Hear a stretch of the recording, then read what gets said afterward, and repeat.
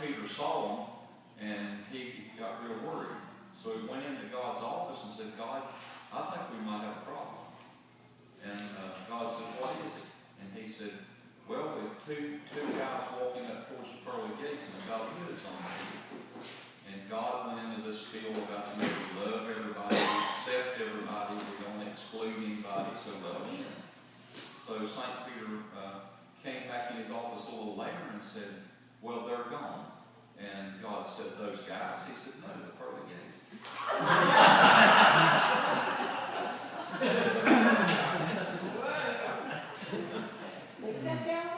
No, that's Alabama. I am Butch Connery from the Davis Townsend Club, and I am district, I've got another month left to be in district chair of Camp Dogwood. And in charge really of Camp Dogwood ticket sales. How many of you have ever been to Camp Dogwood? Good. If you have not been to Camp Dogwood, you need to go. I know that I didn't really get a lot of experience with Camp Dogwood until several years ago, but especially the last couple of years, that we've really enjoyed going and volunteering. And also, not just volunteering for camp, but volunteering for the volunteer week in April. And just looking at at the results of Camp Dogwood ticket sales for Fairgrove, turned in 722 stubs, $722, and books per member is 2.26, and that's not bad. When you get closer than a lot, we've still got 13 clubs that haven't turned in a penny, not one single dollar. So anyway, did a good job. But I'd like to talk just a little bit about Camp Dogwood, and then we're going to show you a video. Camp Dogwood, as you know, is on Lake Norman, and this land was purchased in 1967, and it's one of the only, if not the only, camp of its kind in the south or southeast. Of course, we know it's the only kind of camp like that in the south, in North Carolina. Camp Dogwood, of course, is for the blind and visually impaired, and sometimes we get mixed up and we think that blinds just help the blind, but remember there are people that are just visually impaired. They have some vision. To qualify to go to Camp Dogwood, it is, if your best correction is 20/70, you qualify as a visually impaired to go to Camp Dogwood. All campers that go must be able to bathe themselves, to dress themselves, to eat by themselves, to toilet duties by themselves. But they may bring a caretaker with them, and most do. And if they can't, they can get a caretaker assigned to help them at Camp Dogwood. The majority of the campers are adults, and even though the age last summer was from 18 to 98, most of them are adults. The average age is 59. So a lot of people that are going as adults. Blind and visually impaired youth accompanied by a parent or guardian are welcome. So they will come as long as they have the parents with them. Out-of-state campers, Camp Dogwood is just for North Carolina, but we do accept out-of-state campers if they qualify. So there's special pricing and special conditions for out-of-state. Camp Dogwood is in Catawba County. It's owned and operated by the North Carolina Lions Incorporated. The North Carolina Lions Incorporated office is at Camp Dogwood in the lodge. So if you ever, I've been in the Lions 37 years, but I was always confused about, I looked at North Carolina Lions Incorporated as it had to be enrolled. No, but it's all the offices, of course, for Camp Dogwood.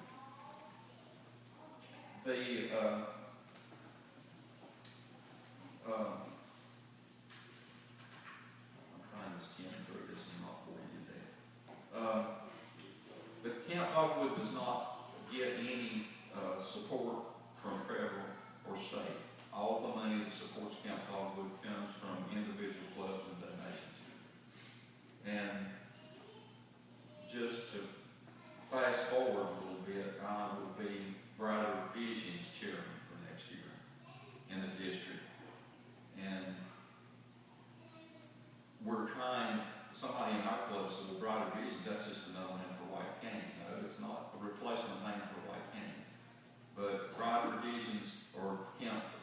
camping does help Camp Dogwood, but with maintenance it does not. When volunteers go down in April, or anytime anybody goes to help with maintenance at Camp Dogwood, it saves the North Carolina Lions Incorporated about $40,000 a year. That's how important it is for people to go down and volunteer to help in April. And when you think about a camp, you imagine bunk houses with bunk beds, but a Camp Dogwood, that's not what you find. The accommodations are more like what you would find in a resort, not a camp. And of course, the camp started out with one building in 1967, the Joyce Lodge, but now, of course, there are many dormitories and places to stay.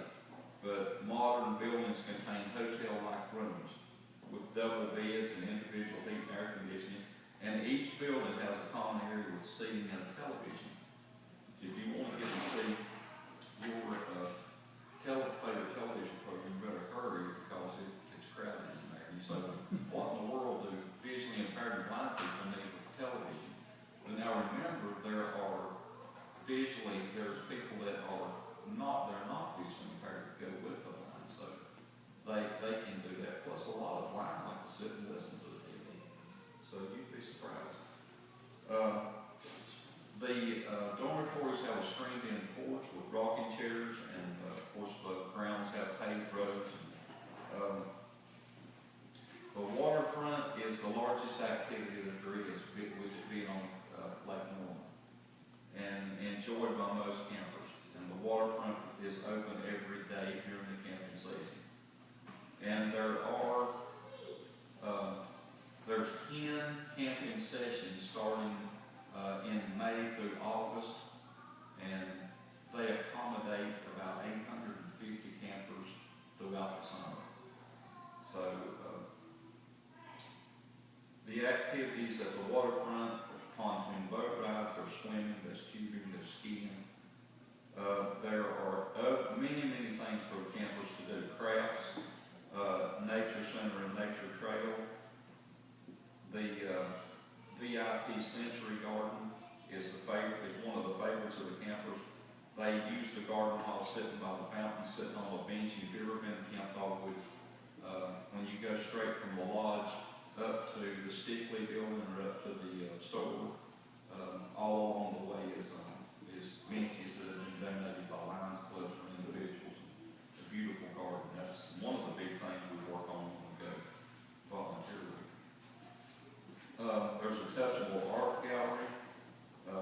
Also, the library has been updated now. One of the clubs, and I've forgotten which one, it's the club that the district governor died, the lady that died last year. But I forgot what club it is.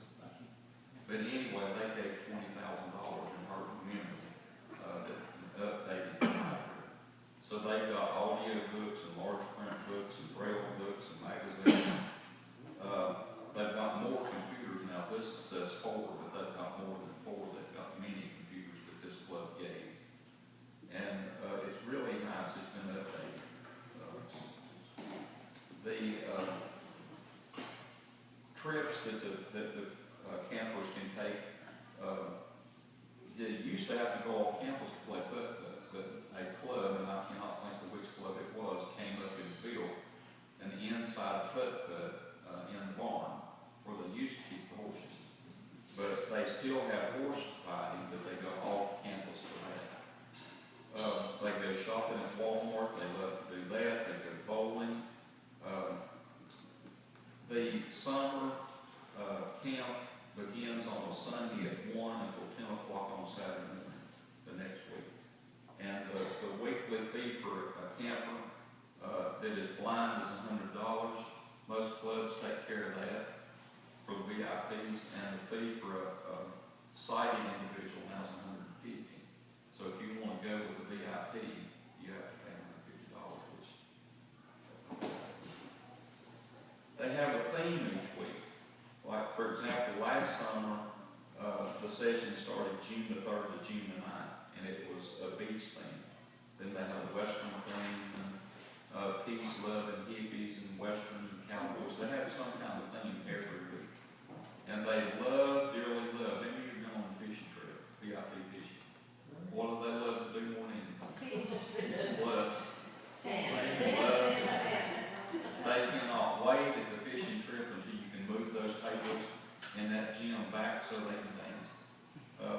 have dancing too. So you can volunteer for a week, or you can volunteer to go down and help do something. We went, Elizabeth, I had my wife with me, Elizabeth, I'm sorry I didn't do this. But she is the president of our club this year. She has one more month to be president. But we went to the fishing trip, and for the first time ever, and it was just amazing at what these folks did on the fishing trip. Right? I get sidetracked. That's the way preaching goes. Did you get engaged? Things that you can do if you go in the summer. You can guide visually impaired campers, you can assist at mealtime, you can assist campers prior to breakfast, you can drive a golf cart, assist campers in crafts, bowling, fishing. You can serve second staff on boats, assist campers with shopping. There's all kinds of things you can do. You can operate the camp snack bar, assist campers on the nature trail, and qualifications, a line in good standing in a North Carolina Lions Club. An immediate family member, at least 18 years old, of a line in good standing. So if you've got children, grandchildren that want to go with you, sure they can. A former counselor.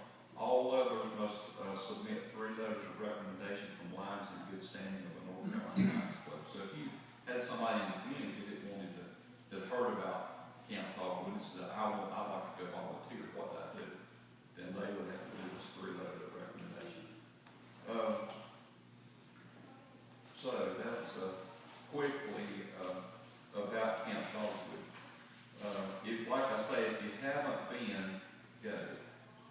And just to tell you a little bit about what we did as a district on Camp Dogwood sales, I've got the latest as of 6/7/13. So this was come out on the 7th. I don't know what the date is. Came out Friday. So far, District E has turned in $19,171. And there's an average 8 clubs in the state are 1.56 books per member. The highest is District D, 2.15, and there are 14 clubs that have clubs that have turned in that. And comparing it with last year we turned in $23,017. So we're just a little bit off, about $4,000 off. But all the tickets hadn't come in. Now, your president said the drawing is at Camp Dogwood on the 21st. They gave us a little bit extra time this year to sell tickets. So we know that a lot are going to come in this week and next week so that they'll get into the drawing. So I hope that this will go at least up to what we saw last year. Is that Camp Dogwood or is that White County? Is that Camp Dogwood? Camp Dogwood. Okay. Yeah, this is Camp Dogwood. Yeah, White County section. Yeah, this is Camp Dogwood. To compare it to 2010 and 11, we went $28,343. So we've sort of gradually come down over the last 2 years. So, but the tickets are very important. That's the way that the camp is maintained. So we don't receive any other kind of any questions you might have. You might have some after the DVD, but anybody have a question? If you have a question, I'll ask one. PDG, you should not shoot. That's right. I know where you know that. I know where you know that. You just said that. Anybody have a question? No. If not, then we'll, the camp is